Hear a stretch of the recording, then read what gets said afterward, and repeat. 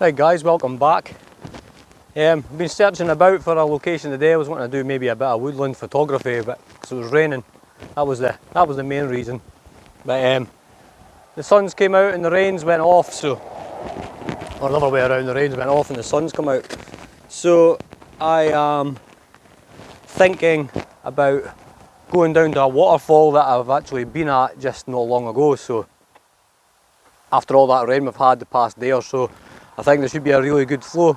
The last time I was here there was a decent flow, but as I was driving past, I think all the water that's fallen, I think it should be quite a decent for maybe a long exposure. So let's go and have a look, see what we can get up to today.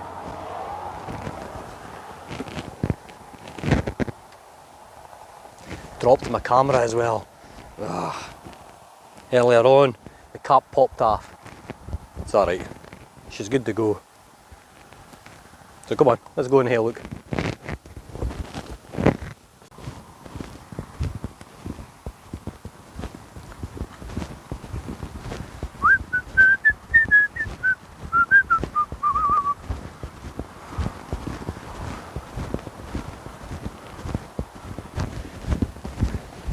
Let's go. Come on, let's go.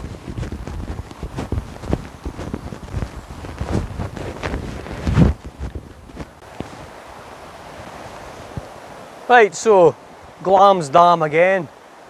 Glam's is one of my favourite areas and I kind of know it like the back of my hand, so it kind of makes sense to come to a place that I kind of know. I've been caught out before with locations that I didn't really know about, especially one that I just went to this morning. I'll show you a clip. I started my video at this other location I've never been to before, and for a bit of woodland photography, and I stood beside the area and it was all lined with trees. I'm like, today I'm going to do my video on woodland photography. I've never been here before, all of that kind of stuff. And I got around the corner and there was no woods. The woods stopped, there was a little patch of trees, so I know this place like the back of my hand, so I should be able to get to location, get to shoot my photo, come back. I've got this planned, that planned, and Bob's your uncle. Bob's your uncle? Who says Bob's your uncle? Why the hell would I say Bob's your uncle? Come on, let's go before I come out with any other stupid sayings.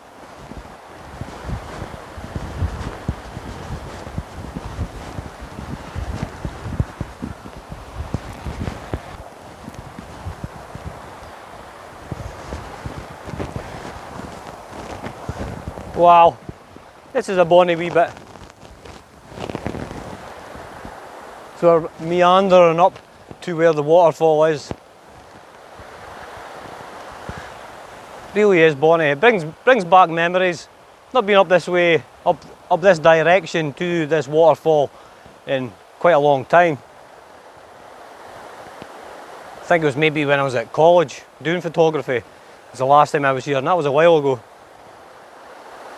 But as I'm looking up this river here, it opens up around the corner and the dam's at the top, and I can see kind of like a mist coming through. Well, not like a mist, like the sun rays are coming through the trees there. It's hitting up there as well. I'm kind of in a gorge just now.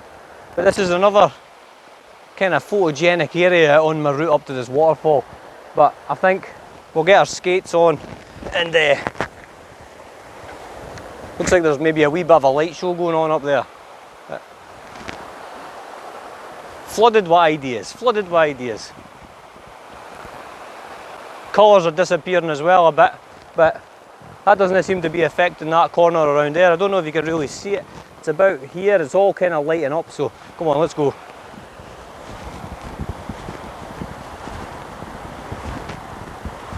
I was just going back to what I was saying earlier about the last time I was up this way, this route. I was at college and it was a film camera I was using. It was a Canon camera as well, but it was film, and I had a fancy tripod and a shutter cable for pushing the button, and I think I was actually higher up, and I pushed the button and the tripod fell down the hill. with my camera on it, and I just managed to grab it with the shutter cable, but I wrecked on my shutter cable and I thought I'd lost my camera, but I hadn't. It was fine, but oh, that was a close one. I had no long started college at the time and I was trying to shoot a few black and white photos. Looks like we've kind of missed that bit of sun, but I can hear a rapid torrent of water.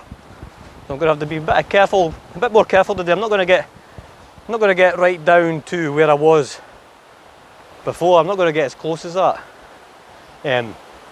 just because it sounds quite ferocious. But it should make out for a good long exposure. Not the kind of long exposure you would get put in jail for. A long exposure to do with the camera.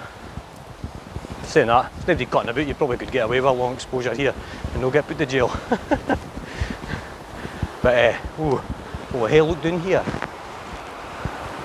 It's noisy, definitely. I've got my wellies on, but I don't want to be going too close. Safety first. Oh, don't know if you can see. There she goes. Yeah, a lot more water than the last time I was here.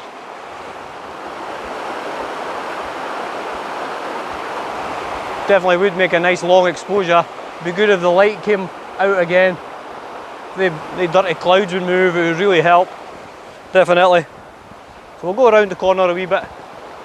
Saying that, it's a bonny view there. Wow, we'll go around the corner a wee bit and see the main event. Grab the headline act.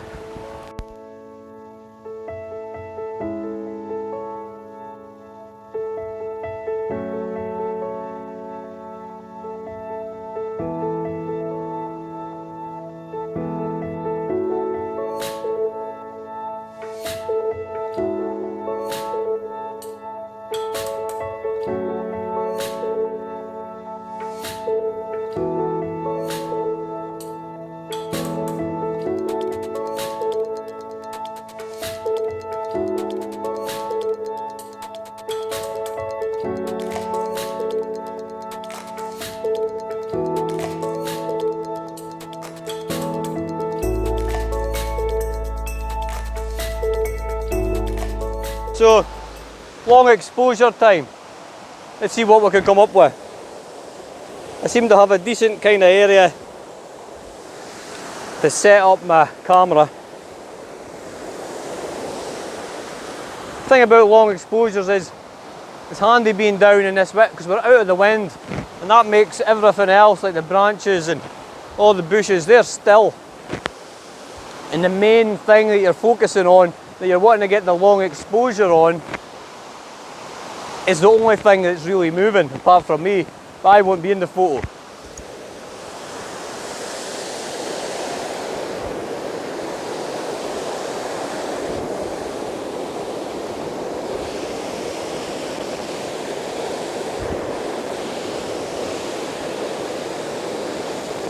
It's loud, definitely loud, which is a good thing.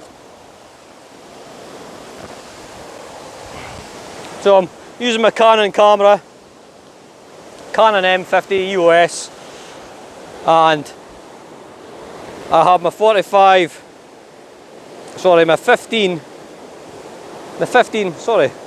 to 45, I forgot the lens there for a second. My 15mm to my 45mm lens, which is one of two lenses I've got.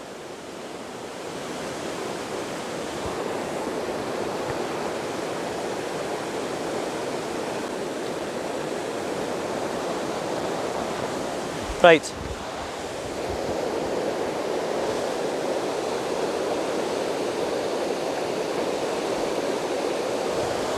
So we'll have a look, we'll see what kind of compositions we can find. I've got my tripod sitting quite high just now, but trial and error. Might move it down, I might see if I can get some of this. I've got a little bit of rapids in front of me here, plus that rapids at the back, so I'll take a couple of photos of that and then I'll move down and try and get a couple of photos down here. It's all about mixing it up, see what ideas you can come up with on the spot. And if you can get it right, and if you take plenty of photos, that's the key. Take plenty of photos, take as much as you can, because then you've got more to choose from, and you've got a better chance of catching that one photo that really is different than everybody else's.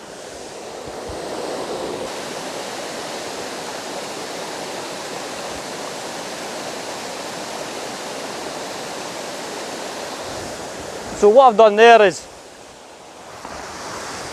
if you don't have a remote control for your camera, so you're not pushing the button, because on a long exposure, if you touch the camera while you're taking the photo and you've got it on an instant release for the shutter, you'll get movement in your camera which will ruin your photo because of your shutter is open for that long.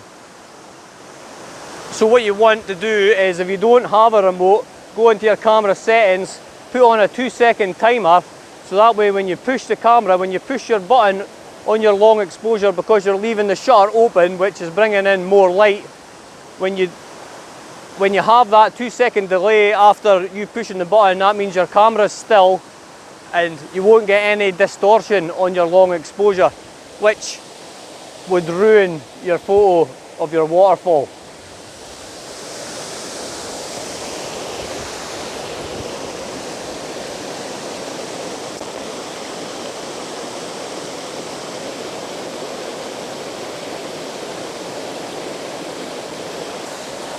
So the only kind of issue that I'm getting just now is the background's too light. I mean, I got a long exposure there at 0.4 of a second, which isn't very long, but it did give me part of the desired effect that I wanted. But because it was so bright in the background, I'm trying to adjust my shutter speed, because that's the essential bit of doing a long exposure. And when you adjust your shutter speed, the longer you leave your shutter speed open, the more light it's taking in. And because it was so bright in the background, it was just burning out my picture. So I could only reduce it. I was trying to get to a 2-second exposure rate, but I had to reduce it right down to a 0.4, which I gave it a long exposure, but it wasn't really what I'm wanting. A bit more blur. I'll kind of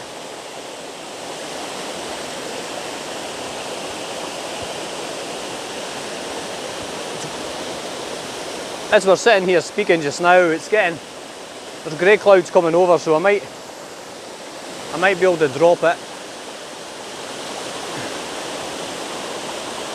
There's 1 second. That's a 1 second exposure at f/22, so I might have to change my ISO.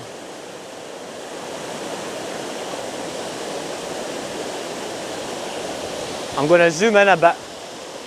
I put my ISO right down to 100 and I'm at 1 second of shutter speed, so that means my shutter is actually open and it's letting light in for a whole second. And f/22, which is the highest my camera will go to just now on this mode, so I need to maybe zoom in a bit.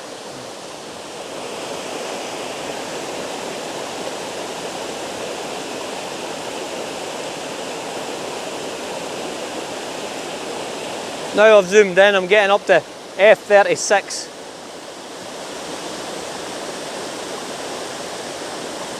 But because the waterfall is so big,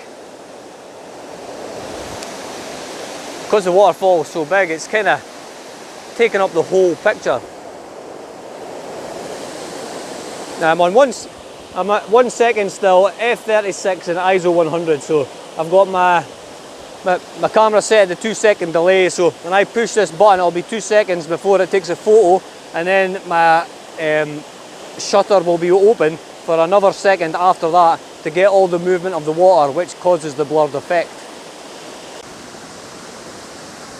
So what I'm going to do just now is I'm going to rattle through a few different shutter speeds. So I'm at f/22 still, and still at ISO 100. If I go any higher on my ISO rating, it just burns out the picture. Also a good thing to put in is maybe have your histogram running if you want. That kind of gives you an idea of all your darks and all your lights. I'll show you that in a minute. But what I'll do just now is I'll run through the shutter speeds and I'll turn the camera around and I'll let you kind of see what happens when I change the shutter speed. I can turn this around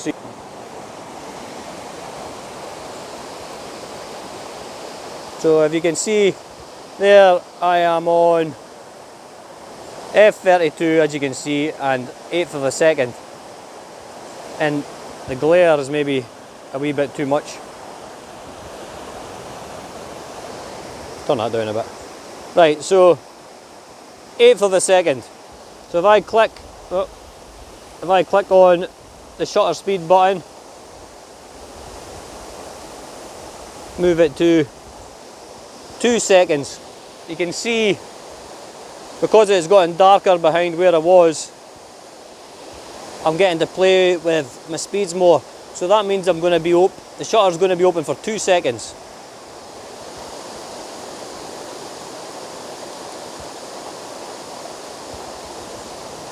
And as you can see, it's like a big ball of fluff coming down over the bridge there. So if I click it again,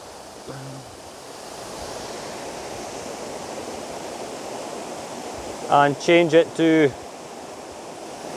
well, there's 15 seconds, burnt right out.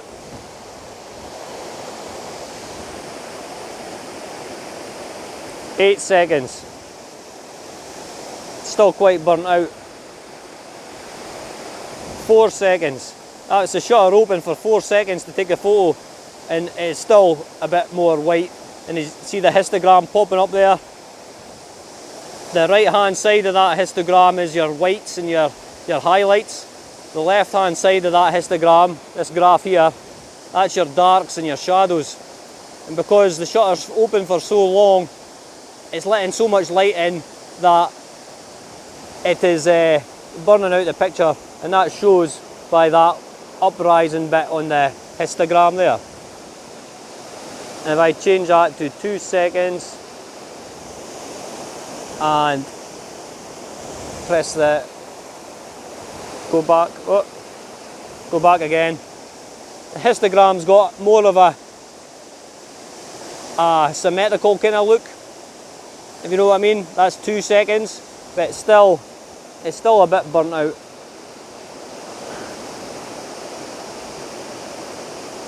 So go to 1 second, go back, and now it's too dark, you see. So the histogram isn't really for getting your perfect exposure, it's more for kind of just trying to get a rough idea of the colours, of your colour scheme through your picture. But I think we're going to struggle to get a decent pattern on there.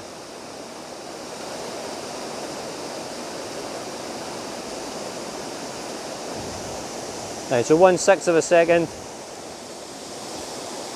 I've got a bit more black than white, so I should be able to play with that in my post-editing on Lightroom.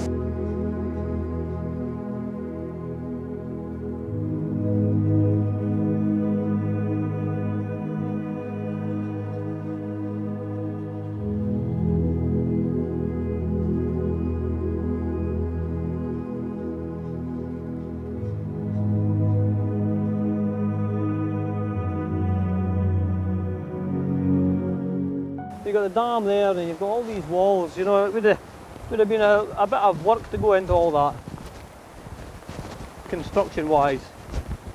But we'll head wander down here, and we'll fast forward. Well, no fast forward. We'll teleport. That's what we'll do. We'll teleport. Never teleported before. Wonder if this would work. So, if I could teleport from something that looks like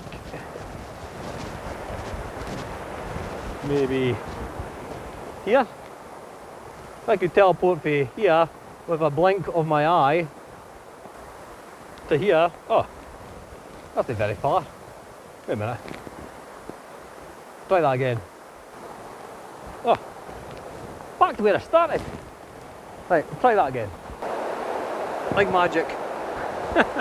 So this is the culvert that goes under the road on the Cooper Angus road. Cooper Angus to Forfar. This is where all the water comes down from that dam at the top there. And it feeds through, and just at the other side of that culvert is a sawmill, and is the village of Glams. Looks like a big flume. But hey ho, so that's the area. That's what there is. Didn't get as much photos as I wanted to take, but that's the rain on, and I'm out of time. It's going to be torrential, maybe thunder showers this afternoon, so time to go home, tail between the legs. Hopefully next weekend there'll be some sunshine to play with, and I'll get my drone up. But that's a bit of a look into shutter speed and a wee quick glance at a histogram, which I'll probably go into a bit more on my next video. I think that's what I'll do, because a histogram can be a bit daunting, a bit confusing, and it can also be a bit misleading because it's not actually 100% accurate. And we'll talk on that a bit more in the next video.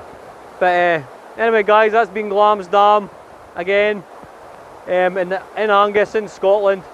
Thanks for watching, and if you're enjoying these videos, please subscribe and like and leave a comment, because I'll always get back in touch. And I'll see you in the next video, wherever that will be. But thanks again guys, I really do appreciate it. And aye, gives you a wee look into bits that you don't really see. So cheers and thank you. Can't say thank you enough, can I? Thank you. Can I say it again? Thank you. Cheers. Means a lot, to be honest. It does. So thank you. Bye. Thank you.